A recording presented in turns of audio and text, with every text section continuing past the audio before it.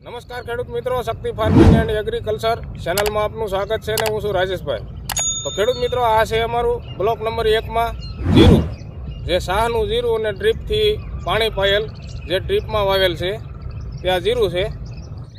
જે શાહનું જીરું છે 26ની જાળીએ અને ડ્રીપથી વાવેલ છે, જે ડ્રીપથી પાણી આપવાનું હોય છે આને। તો આપણે એ જીરામાં અમે ઊભા છીએ અને જીરું આ પણ તંદુરસ્ત છે, જેમ કે આની અંદર ક્યાંય પણ ફૂકોય નથી અને કાંઈ રોગ પણ નથી। તો સારું એવું જીરું તંદુરસ્ત છે। તો આની અંદર અમે કોઈ પણ કેમિકલ ફૂગનાશકનો જમીનની અંદર ઉપયોગ નથી કર્યો, આની અંદર ઉપયોગ કર્યો છે બેક્ટેરિયલ પ્રોડક્ટનો। અને આની અંદર જે BSFના સિઝોર અને ટ્રાઇડન્ટ જે બેક્ટેરિયા આવે છે તેનો ઉપયોગ પાણી સાથે ડ્રીપની અંદર પાણી સાથે પાયા હતા। અને ત્યાર પછી ફરીને જ્યારે પાણી પાયું 15-20 દિવસે, ત્યારે બીજો રાઉન્ડ ઇનાઈ બેક્ટેરિયાનો, પણ એની સાથે જે માઇકોરાઝા કહેવાય જે વામ, એ પણ BSFનું હતું। તો BSFનું વામ અને સિઝોર અને ટ્રાઇડન્ટ જે બેક્ટેરિયા આવે છે જે જમીનની અંદર ફૂગને કંટ્રોલ કરે છે, અને જે દુશ્મન ફૂગ છે, જે આપણે નુકસાનકારક ફૂગ છે તેને નિયંત્રણ કરે છે, અને જમીનમાંથી તે ફૂગને ડેવલપ જ નથી થવા દેતા બેક્ટેરિયા। તો બેક્ટેરિયાનું સારું એવું રિઝલ્ટ છે, અને રિઝલ્ટ આપની સામે છે, જે તંદુરસ્ત જીરું છે। અને હજી આની અંદર જે આપણે બેક્ટેરિયાનો વિડીયો બનાવ્યો હતો જે પાણી સાથે પાયા એનો, ત્યાર પછી એક જ પાણ પાયું છે અને એ પાણમાં પણ એ બેક્ટેરિયા પાયા છે। અને આજે આની અંદર પાછું પાણ પાવાનું છે, કારણ કે આ જીરું તંદુરસ્ત છે, એટલે અમને એમ થાય છે કે હજી એક પાણ પાઈએ તો છોડનો સારો એવો ગ્રોથ થાય અને વિકાસ થાય, જેનાથી થોડુંક ઉત્પાદન વધારે આવે। જેમ કે આની અંદર શાહનું જીરું છે, તો અમને એમ છે કે આનો ઉતારો કેટલોક આવશે, જે આ ખાલા હોય છે શાહમાં, એમાં આપણને એમ થાય છોડની સંખ્યા થોડીક ઓછી છે તો ઉતારો ઓછો આવશે। તો શાહમાં જે જીરું છે તંદુરસ્ત છે, એમાં આપણે પૂરી માવજત કરી લઈ તો ઉતારો કેવોક આપણને મળે છે, જે આપણને જીરું પાકશે ત્યારે જાણવા મળશે। તો આની અંદર હવે પૂરેપૂરી માવજત તો અમે કરવાના જ છીએ, પણ મેન પ્રશ્ન છે પાણીનો, જે અમારે પાણી વધારે છે નહીં, અને દાળનું પાણી છે, અને 1 જ કલાક હાલે એટલું પાણી છે, જેમાં અમારે ઘાસચારા પણ પાવાના હોય છે, જે માલઢોરના માટે ઘાસચારાના ઘેરા વાવેલા હોય એ પણ પાવાના હોય છે। એમાં બંધ રાખી અને આવી રીતનું જીરુંમાં પણ પાણ પાઈએ છીએ ક્યારેક, જેનાથી આપણને ફાયદો મળે ખેતીની અંદર। જોકે અમારે વરસાદનું મોડું છે, જે વરસાદ અમારે 75 વરસાદ થયા જ નથી, અને કૂવામાં પાણી તો મગફળી પાકી ક્યાં જ ખૂટી રહેતા, અને બિલકુલ પાણી કૂવામાં રહ્યા પણ નહોતા। જ્યાં જીરું છે તે 400 ફૂટ ઊંડેથી જે મોળું પાણી ડારમાં આવે છે થોડું એ જ પાણીથી આ જીરું કર્યું છે।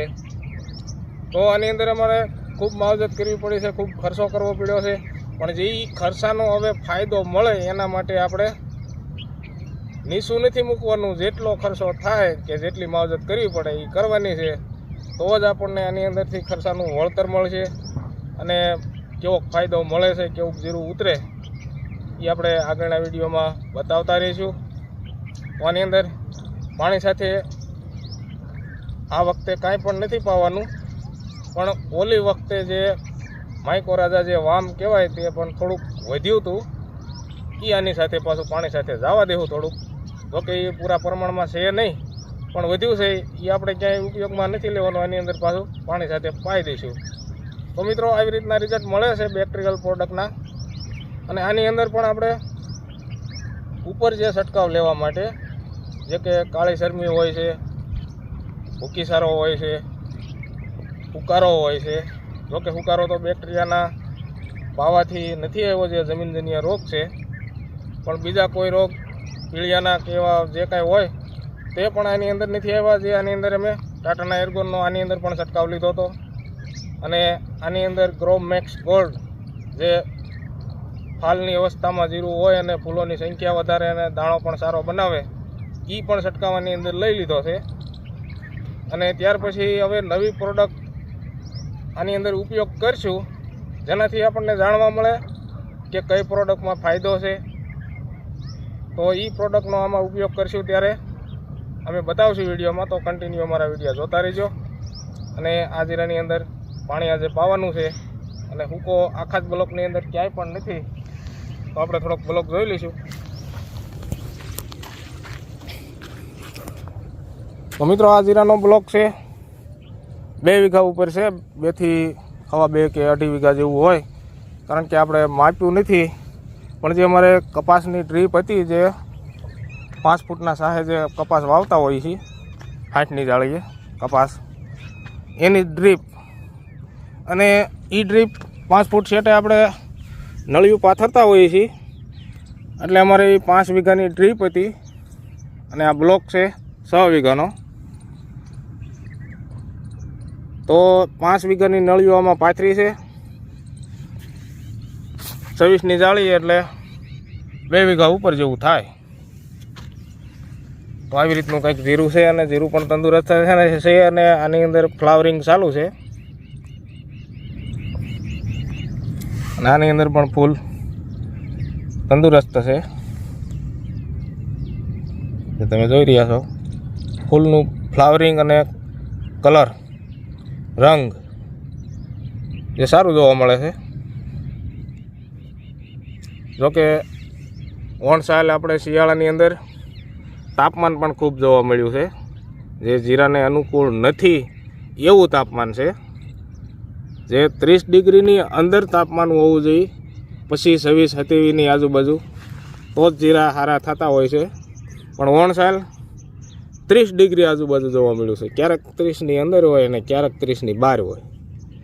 તો તાપમાન પણ વધારે છે ઓણસાલ, જેનાથી જીરા કરવા થોડાક મુશ્કેલ છે.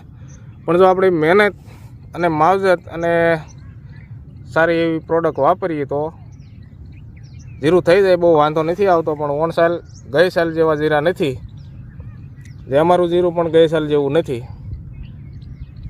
તો આવી રીતનું છે અમારું આ બ્લોક નંબર 1માં શાહનું જીરું ડ્રીપથી વાવેલ. તો મિત્રો આવા જીરાના વિડીયા અને ઓણસાલ તો અમારા વિસ્તારમાં કે આપણા વિસ્તારમાં ક્યાંય પણ ગુજરાતના ખૂણે ખૂણે લગી જોઈ લો, બધે જીરા જ વાવેલા જોવા મળે. તો મિત્રો આવી રીતના જીરામાં શું માવજત કરવી છે અને કેવા રિઝલ્ટ મળે છે, કેવી પ્રોડક્ટના, એ પણ વિડીયોમાં બતાવતા રહીશું. તો કન્ટિન્યુ મારા વિડીયો જોતા રહેજો. હવે આપણે વિડીયો પૂરો કરીશું. તો મિત્રો જે કોઈ મિત્રએ ચેનલને સબસ્ક્રાઈબ ન કરેલી હોય તે ચેનલને સબસ્ક્રાઈબ કરી લેજો, જેનાથી અમારા નવા વિડીયા તમારા સુધી જલ્દી પહોંચી જાય. એટલે કે વિડીયો મૂક્યું એટલે તરત જ આવી જાય, ચેનલ સબસ્ક્રાઈબ કરેલી છે તો.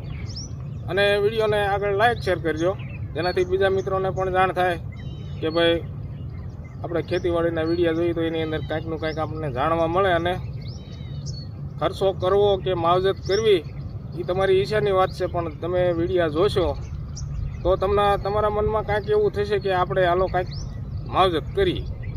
પછી કોઈ પણ પ્રોડક્ટ વાપરવી હોય જે તમને ગમતી હોય, પણ ખેતીવાડીના વિડીયો જોઈ, આપણે ખેડૂતના દીકરા જો ખેતીના વાડીના વિડીયો જોઈ તો આપણને મજા આવે અને જાણકારી મળે.